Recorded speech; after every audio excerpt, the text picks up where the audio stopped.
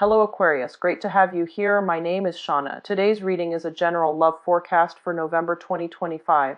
As always, take the messages that resonate and release anything that doesn't. Don't forget to like and subscribe to stay connected with upcoming readings. Let's see what's headed your way, Aquarius.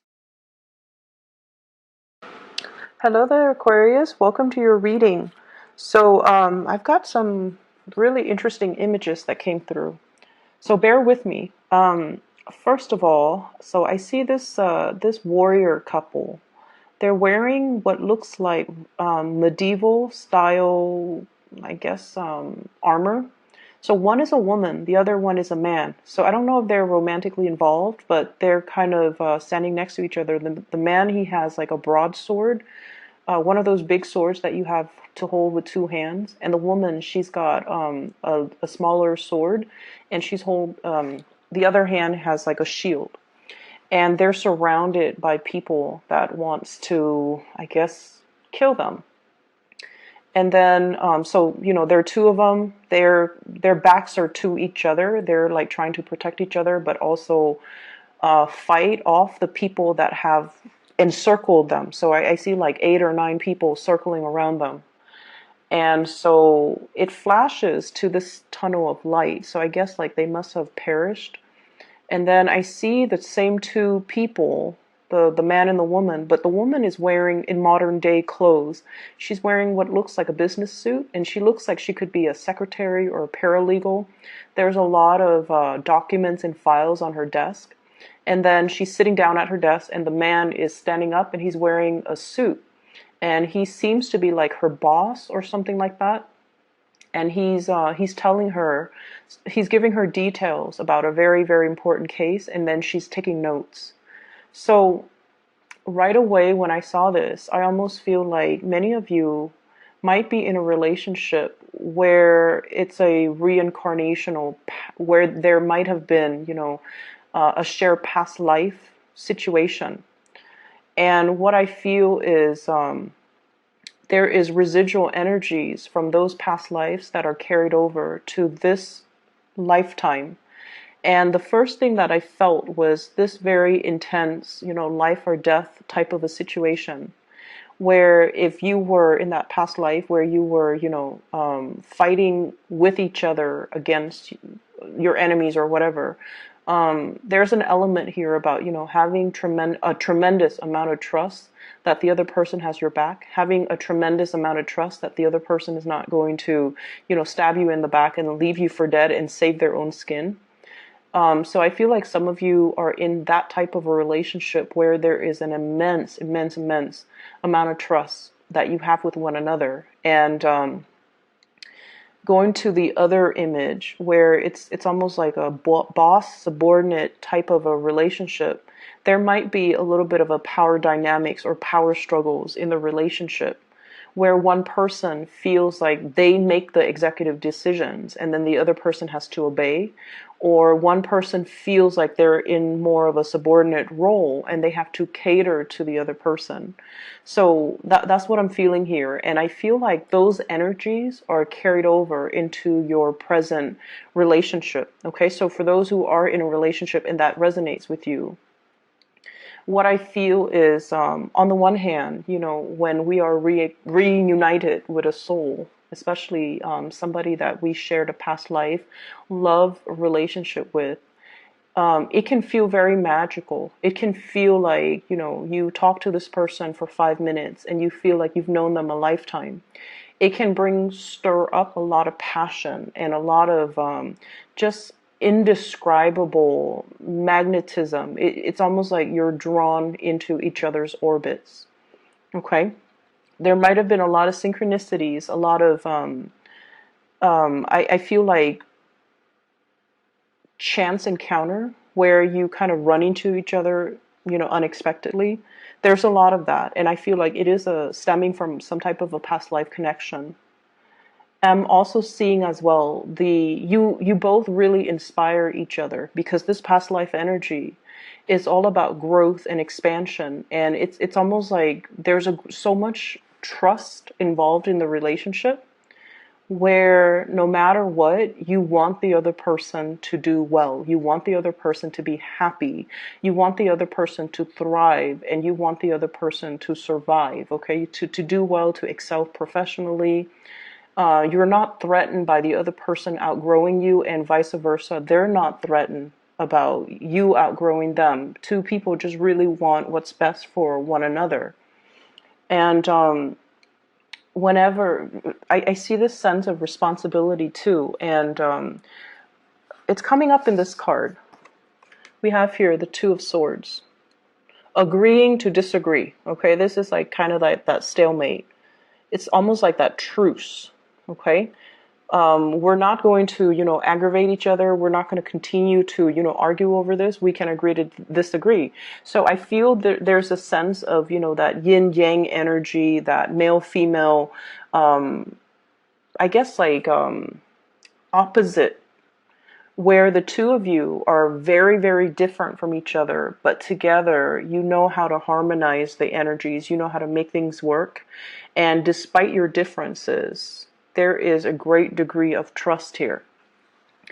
The reason I brought that up is because those images came out really strongly. And I feel for some of you, even if it's not a love, work, relationship partner, I feel like you're having some type of a chance encounter with somebody that you've known before in a previous lifetime, where you really needed to depend on each other in order to survive. And no matter what, there was so much trust and faith and like that sense of personal responsibility to one another. So it's like a very beautiful type of an energy.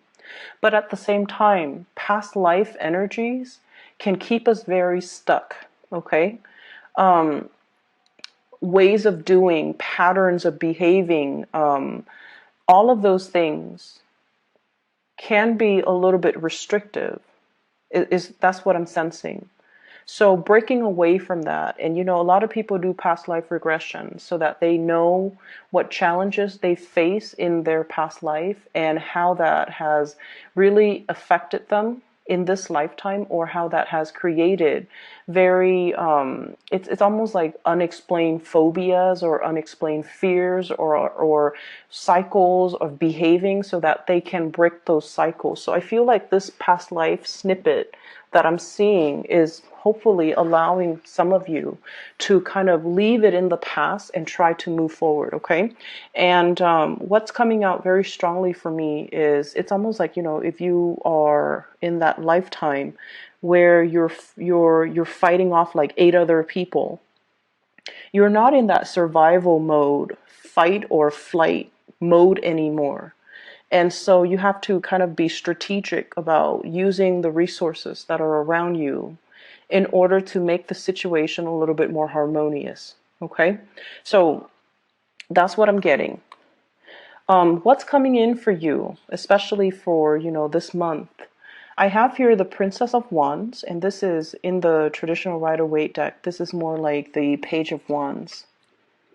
New passion, new energies, new drive and ambition, wanting to soar for the sun, wanting to show yourself as somebody who's capable and competent and, able to get work done. So I see you coming into this month very enthusiastic to get a lot of work done, to kind of show yourself, show your skills, and to, feel it's almost like embracing things, embracing new opportunities, not shying away from a challenge, wanting to take on even more responsibility so that you can learn, so that you can grow, so that you can expand. So I feel like you're coming in very, very confident. For many of you, you're looking for work opportunities, mainly because you feel like your skills might not be properly utilized in one environment. So you're seeking more work, you're seeking more responsibilities, or even more duties to kind of showcase your talents. For others of you, you might take on a second job, or you might look elsewhere, mainly because I do feel there is an element here about lacking in financial resources. Okay, so you might have, overspent, you might have overindulged, and this month you're finding yourself a little bit in the red, and you're just like, okay, where can I, cut corners when it comes to my expenses, or where can I make more money so that I am able to make more. So I feel like you're very, very motivated to go to work, if anything, to increase your financial earnings, okay? I see many of you going through your bank accounts, going through your ledgers, itemizing everything, and then trying to figure out where you can skimp, where you can save up, where you can, cut corners when it comes to your expenses. So a little bit of fears when it comes to your finances, when it comes to moving money around from the savings account to the checking account and things like that.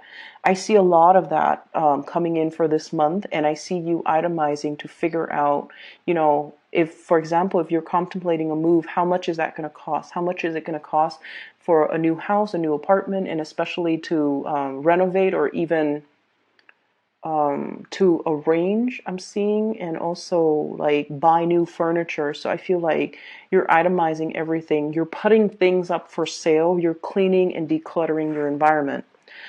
There's a little bit of stress coming through for this month. I feel like there's a lot of electronic communication coming back and forth. So I feel many of you are putting things up for sale, or you are doing something where you're selling things electronically and you have a lot of buyers. Okay, so like they're coming in and asking you, like possibly even reducing the price. Can you, rather that, so for example, if you're selling something for $50, they're like, can you give it to me for $40? So there's this constant back and forth.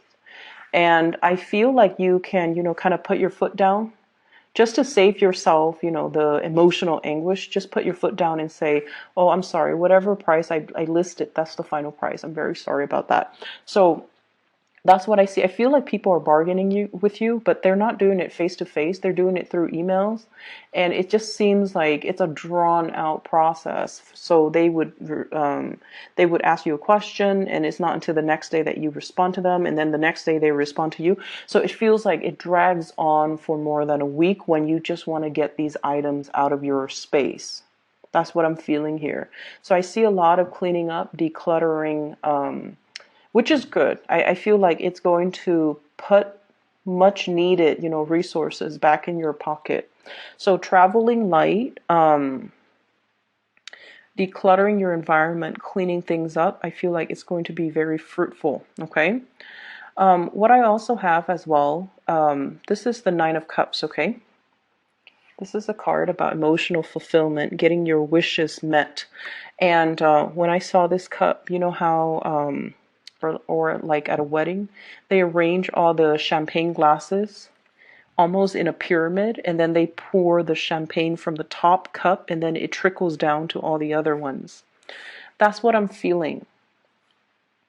And Aquarius, one of the habits that you have is in order for you to feel completely happy, you feel like everything has to be perfect. Everything, like it's almost like I can only be happy if all of my ducks are in a row. I can only be happy if all the areas of my life are perfectly balanced, okay?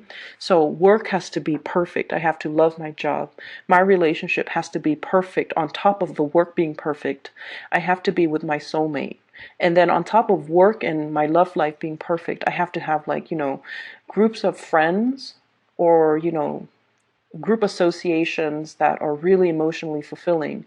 And then on top of that, family situation has to be perfect. So everything in your life you feel like has to be at its best in order for you to say, I'm happy.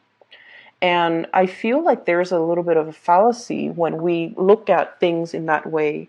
It makes us too perfectionistic. It's almost like putting a lot of unnecessary pressure on yourself to make sure that everything in your life is stable and perfect, and just, everything is in its place, rather than really enjoying the imperfections, and rather than just enjoying the moments of happiness as they come in.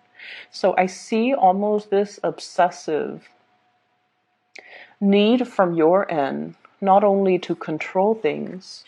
Four of Pentacles is the Miser card.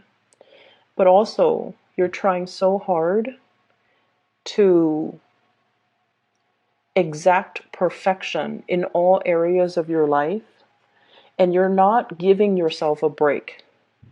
You're trying so hard to be everything to everybody, and you're not giving yourself the time to just be you.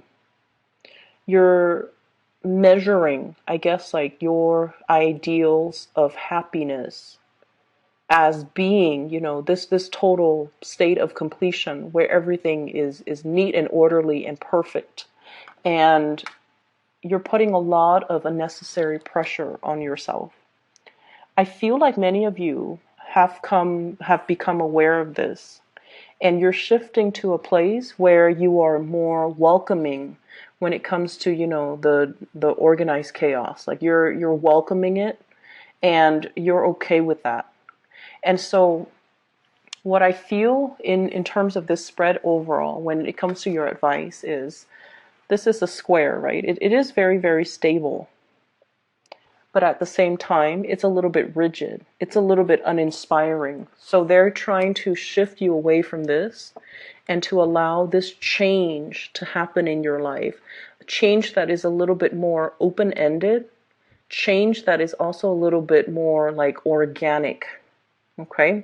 So not seeing things as this four corners and everything has to have a place, and it's building things up like one by one, and needing to itemize everything. They're telling you to kind of allow the process to organically unfold and to work from a space where you're, I want to say, allowing the universe, I guess, to take over. What I really like about this card, and this symbol of Jupiter. Jupiter is the planet of luck and expansion, okay? And so you're being helped along the way, and is to kind of allow you to take a step back, not try to control everything, and just let things unfold in a timely manner, okay? In a timely manner that is divinely guided, okay? So aside from that, the other thing that I'm picking up here is let's talk about the relationship partner or whoever it is that is heavily on your mind that you are thinking about. We have here the Eight of Wands. This is a very non-traditional deck, okay? And what I feel is, for some of you, the Eight of Wands is, the fast, swift communication. In this deck, the energy is a little bit different. You're dealing with somebody who communication between you and this person can be a little bit contentious and can be a little bit jarring. Going to back to what I mentioned before about, the situation where the two of you might not really see eye to eye on many, many things. The two of you as well, and I do see as well, a lot of people in same-sex relationships in this spread as well. And despite being the same gender, there are just a lot of differences between the two of you, where you might have different cultural upbringing. You might have different religious beliefs. You might even have different ways in which you look at relationships and parenting. And, one person might want children, the other person might not. One person is a homebody, the other person is very adventurous. So I see this opposition between you and the other person. But for whatever reason, the two of you have very similar values. Okay? And that's what's weird about it, because let's say a value of yours, Aquarius, is, let's just say, for many of you at least, okay? It's almost like doing things to the best of your capabilities, okay?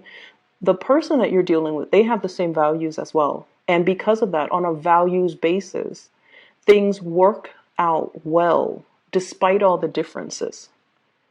Okay, and then let's just say another value of yours is, working really, really hard. Okay, so for example, if your boss gives you an assignment and they're like, I need this by the end of the day, even if you have to, stay very, very late in order to get it done, Once you tell somebody you're going to get it done by the end of the day, you're going to get it done. So even if you have to stay behind, you still will do it. And you even if you can, finish it by like 5 p.m., close of business day. But if the quality is lacking, you don't mind staying behind to perfect it and to make it the best that it can be before you submit it. And I feel like your partner has the same type of mentality. And when two people have the same types of values, it basically means that despite all the differences, despite all the ideological, clashes, despite the religious differences, despite the cultural differences, things can still work because you have the same values. And that's what I'm seeing here. I see for some of you, your happiness, and this is something you're very afraid of. I see for some of you, you feel like your happiness has to come at somebody else's expense. And I don't know why that is, okay? So it could be you want your partner to chip in and do a lot more than they're doing. But at the same time, you feel guilty about asking. It's almost like some of you are, once again, running yourself ragged, trying to be so perfect, trying to keep the house afloat, trying to keep your professional life moving, and trying to, keep the kids clean and fed and clothed and, put to bed. And then trying to balance out, making the time to see all of your friends. You're running yourself ragged, trying to keep everything afloat. And you want your partner to chip in, but you also understand that your partner as well, because of this values, your partners also like you. They're trying to get things sorted out and moving along in their life. And you feel like, I really need you to step in and help me. But is it selfish for me to ask this of my partner? Of course, it's not selfish for you to ask, but you feel that way. And so your happiness does not have to come at anybody's expense. I feel like that is a mentality or a false paradigm that you're taking on because you're so self-sufficient most of the time that you feel it shows weakness or it shows a lack of being able to be on top of things when you have to ask somebody for help. Okay, and I feel like it is within your right and it is something that you deserve. You have to be able to be open and honest with your partner. So it's okay to ask for help. And then this image about your happiness is coming at somebody else's expense. So I have here 9 of Swords and then 9 of Cups, trading one for the other. Some of you might be in a relationship with somebody who is already in another relationship. And if they were to leave that person in order to be with you, because like I said, there's some type of a past life energy here. It is really, really strong. So they're feeling this draw or this really magnetic, almost like electrifying lightning bolts. Okay, electrifying pull towards you. And you feel like my happiness is coming at somebody else's expense. They have to leave somebody in order to be with you. And there's a lot of guilt about that because with the Aquarius person, you don't want things to happen at anybody else's expense. You feel like it's not fair and you feel almost like, yes, you want this, but at the same time, you would feel really, really bad that somebody else is losing out on something in order for you to win something. That's what it feels like to me. So I see this inner conflict within you about not accepting something that you really, really, really want because it's coming at the expense of somebody else. Okay? The person that you're dealing with, I have here the Moon. A really strong, almost like telepathic, mutual understanding between two people where emotionally you're definitely on the same page. This is a really balanced card when it comes to the imagery in this deck. It's almost like long distance, and despite the distance, the two of you are still very, very much spiritually connected. Okay, and once again, this is a very, very strong past life type of a connection that I'm seeing here, where there's a big sense of responsibility, not wanting to hurt one another, not wanting, it's like a mutual understanding where we have each other. And then I also feel like the communication might oftentimes be a little bit kinetic. It seems very ADD to me. It's like you can talk about every topic under the sun. And then within like a 5-minute conversation, things start here and they veer off to a very, very different direction. So it's like you can talk about family, you can talk about work, you can talk about, your car, you can talk about your pets, and then you can like veer off on really, really tangential topics. So I feel like everything is being discussed, a lot of communication going back and forth between you and the partner or whoever it is that you're dealing with. I'm also seeing as well, you're giving a lot more communication than they're giving back. And I feel like they might feel a little bit overloaded. Okay, so that's what I'm sensing. It's almost like you're bombarding them with way too much communication, and they're still trying to figure out how to answer your first question, and you've already shot them like 3 other questions.